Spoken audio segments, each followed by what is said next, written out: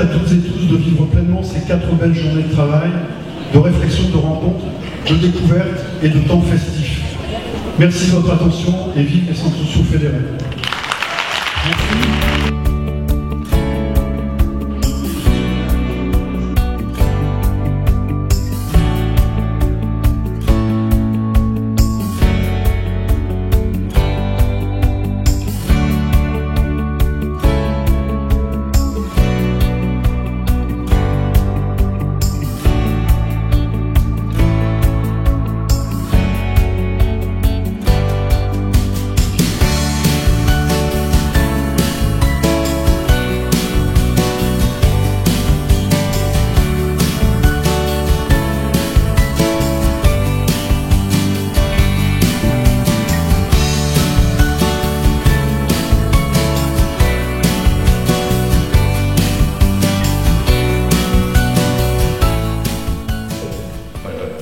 « 0,2% de la population de l'Europe qui arrive, le tsunami de la migration.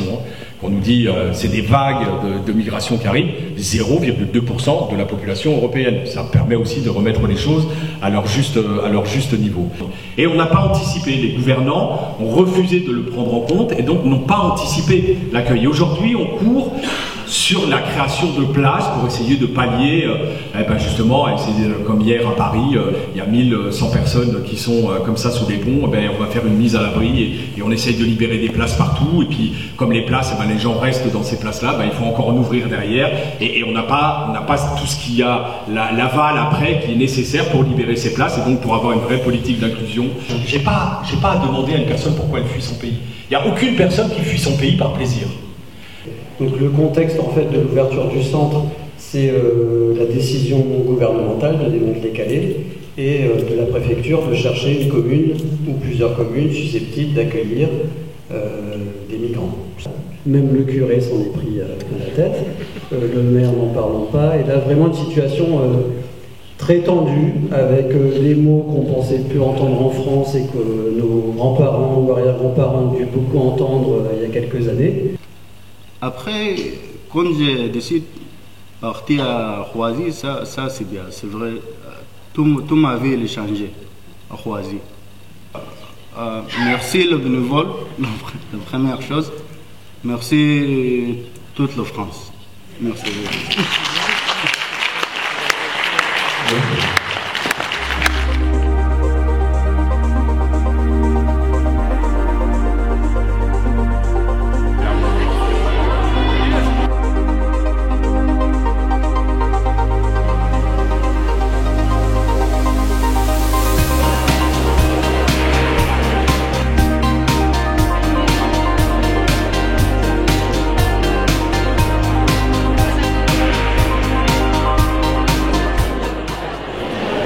Un projet, c'est des perspectives qu'on s'ouvre, mais pour savoir si ce projet, il se met réellement en place, il bouge les choses là où on a envie qu'elles bougent, et bien de temps en temps, il faut regarder la façon dont les choses fonctionnent, il faut se regarder fonctionner.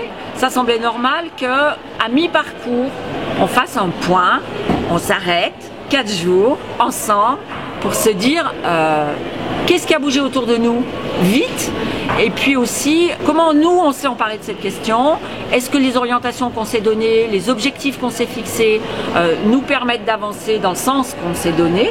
Et donc on arrive à ces 4 jours, mi-parcours du projet fédéral, où on va réfléchir à l'environnement, on va réfléchir à ce qu'on a fait, on va regarder qu'est-ce qui a été transformé dans nos façons de faire, nos façons d'agir, et puis on va aussi regarder si on a eu d'impact.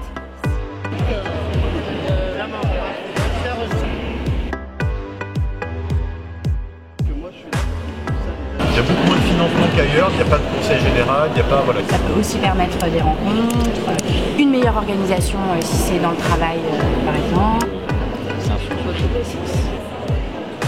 Moi je veux faire ça pour ma cantine, tout le monde veut faire ça pour la cantine. Comment on fait pour décider ça ici dans notre commune? J'étais chargé d'animer et d'introduire l'atelier sur la participation des citoyens à la construction de l'intérêt général, du bien commun. Et donc ce qui ressort beaucoup, c'est que derrière les affrontements qu'on peut avoir parfois entre milieux associatifs, mouvements ascendants et mouvements descendants, comme on le dit, on a plus une prise de conscience que les deux questions, la démocratie participative et la démocratie représentative, sont aussi importantes l'une que l'autre, et que la difficulté, le nœud, c'est de les articuler correctement autour du citoyen et de ses besoins. Donc le thème de l'atelier, c'était la pauvreté et la précarité. Sur ce problème-là, j'ai une phrase comme ça d'une personne qui m'avait dit la pauvreté, c'est le sentiment du monde qui vous écrase. Et pour retrouver de la puissance face à ce sentiment-là, il faut d'abord pouvoir changer les mots et avoir un travail poétique, et après s'allier et avoir un travail politique pour changer la manière dont on se répartit les richesses.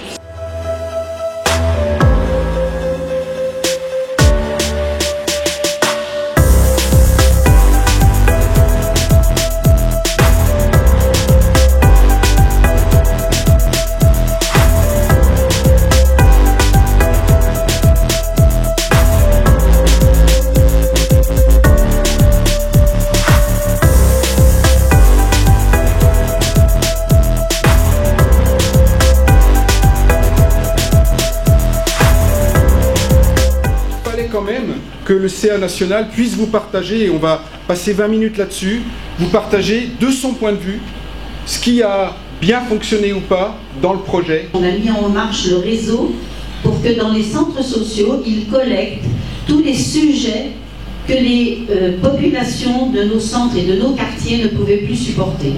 La société avait besoin qu'on se retrouve, parce que les centres sociaux sont en prise très directe avec les changements de société. Ce qui impacte la société impacte le fonctionnement des centres sociaux.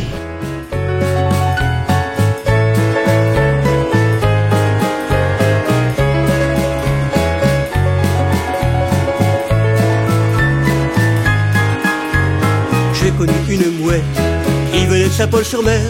Elle avait la silhouette d'une fille du bord de mer. On s'est connus sur la plage, on a vite sympathisé, et devant les coquillages on a juré de s'aimer. Elle est là, avec moi, sur mon épaule. Elle se pose à chaque fois et puis s'envole.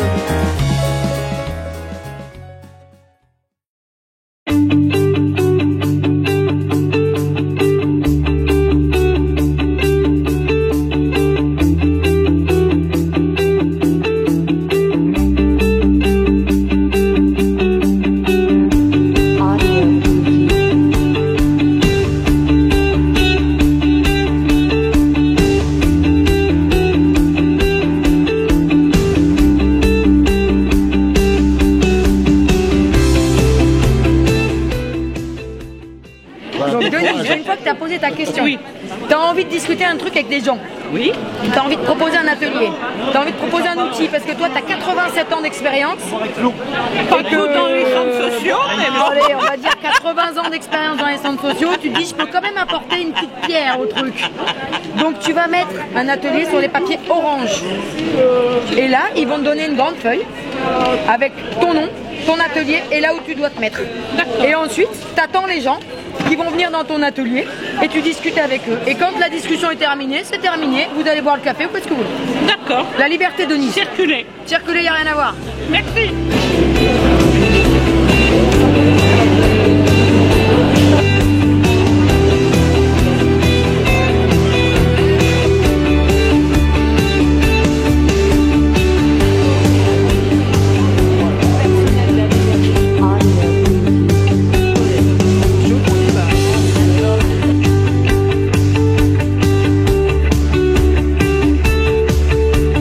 Qu'est-ce qu'on vous a demandé comme exercice actuellement?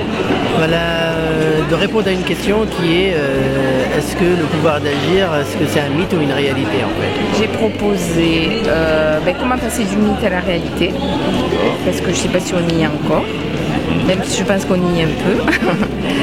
Et l'autre question c'était pour les fédés, voilà, pour les fédés on est sur le pouvoir d'agir peut-être sur cette notion-là, et dans, point d'interrogation, et dans les centres sociaux à mon avis on parle plus de participation des habitants.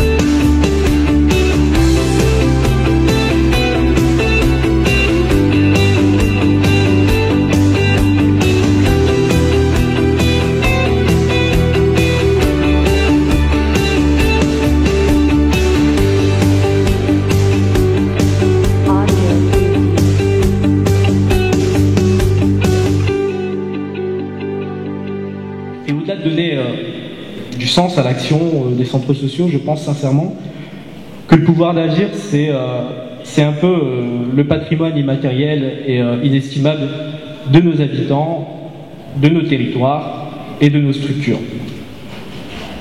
Imaginez ce que ça signifierait que simplement la moitié d'entre nous se mobilisent comme agents de changement dans le quotidien pour veiller à ce que dans leur milieu, il y ait des injustices qui soient effacées. Ça donnerait une puissance de changement qui serait irréversible.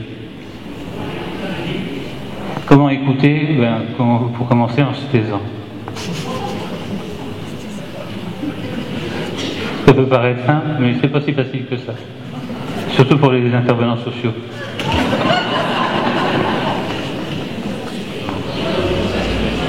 Parce qu'on ne se rend pas compte suffisamment que les centres sociaux font un boulot que personne d'autre ne fait. Ils ont besoin de vous autant que vous avez besoin d'eux.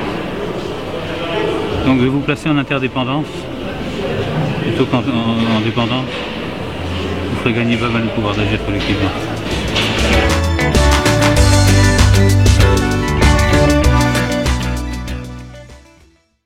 On va faire des frites, c'est pas compliqué. Allez, vous allez rester avec nous manger. Ne vous faites pas prier, c'est en toute simplicité. Allez Ginette, mets-nous un verre. Va donc chercher les pommes de terre. Et n'oublie pas le Piccadilly. Et les cornichons. Et le vinaigre. Et la mayonnaise. Le sel.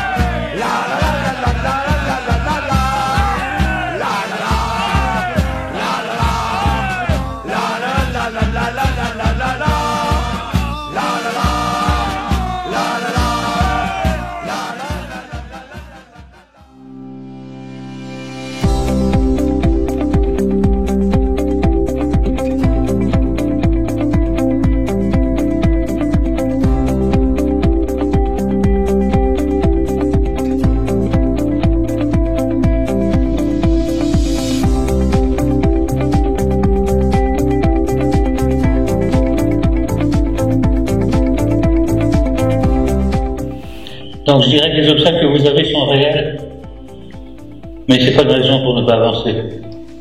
Le réseau, je crois, a vraiment dit que c'est un chemin, le pouvoir d'agir, qui doit permettre de contribuer à ce qu'il y ait moins d'injustice, à ce qu'il y ait plus de justice sociale. Donc, et du coup, des tas de choses s'essayent un petit peu partout. Ce qu'on a pu mesurer, c'est que une des pratiques, je crois que vraiment le réseau a fait évoluer, c'est on est en train de lâcher l'envie de faire venir les habitants dans les centres sociaux et on est en train d'aller, de se dire que faut aller à la rencontre des habitants là où ils sont, et notamment ceux qu'on voit moins bien. Les centres sociaux, le réseau, on est singulier en France, il faut qu'on en prenne conscience. Yann Le Bossé nous l'a dit, on est peut-être assez bien placé pour contribuer à la transformation de la société. Moi j'y crois et je trouve qu'il y a un vent de ça. Voilà. Ayons confiance dans notre capacité à agir ensemble. Vous avez vraiment bien senti l'accueil du Nord. Ben, l'accueil du Nord il est là, en partie il est là. Sont tous ces gens-là.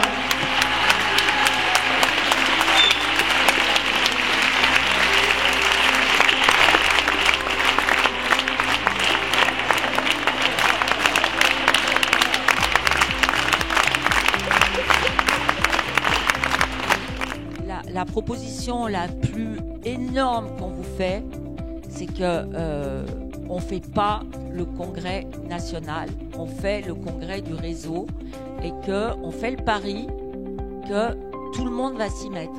Et on évoquait le fait que les fédérations, les centres sociaux, mais aussi offrir la possibilité à des habitants d'être dans le coup, soit parce qu'ils participent à le construire, soit parce qu'ils viennent le vivre avec nous. Et ça, c'est un pari énorme. On va pas viser 3000 personnes à Lyon. On vise, je sais pas, moi, 50 000 personnes. Et puis 50 000 pas pour changer la société, pour une société plus juste. Peut-être que ça peut se voir là, tout d'un coup.